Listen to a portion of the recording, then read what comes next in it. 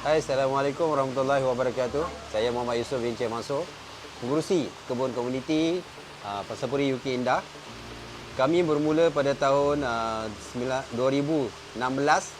Kami bermula dengan kebun yang bersepadu, iaitu anjuran Lembaga Perumahan di bawah K Inovasi.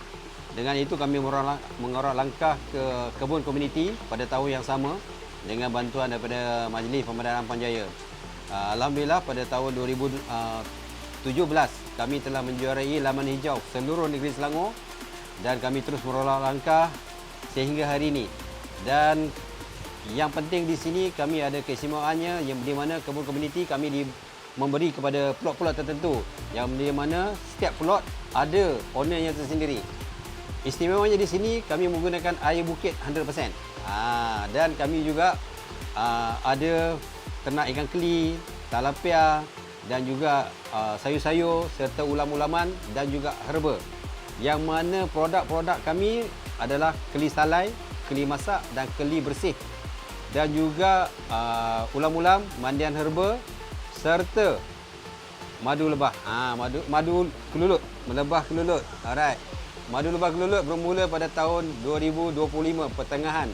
Dan sekarang kami telah menjana pendapatan hampir keseluruhan setiap bulan antara 1,000 hingga 1,200 sebulan. Dan keahlian seluruhannya adalah 25 orang. Dan ini adalah anugerah yang telah kami terima. Tengok di belakang kami ni.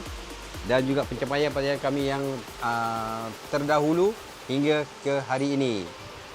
Dan keseluruhan kebun komuniti UK Indah ni 0.01 hektar, bermakna dia tak besar sangat. Kami menggunakan, orang cakap sekangkang gera, yang mana kami masih menggunakan teknologi tradisional, tak ada yang moden sangat pun. Tetapi kami mengamalkan sepah, tahan air hujan, kami mengamalkan kompos basah dan kering.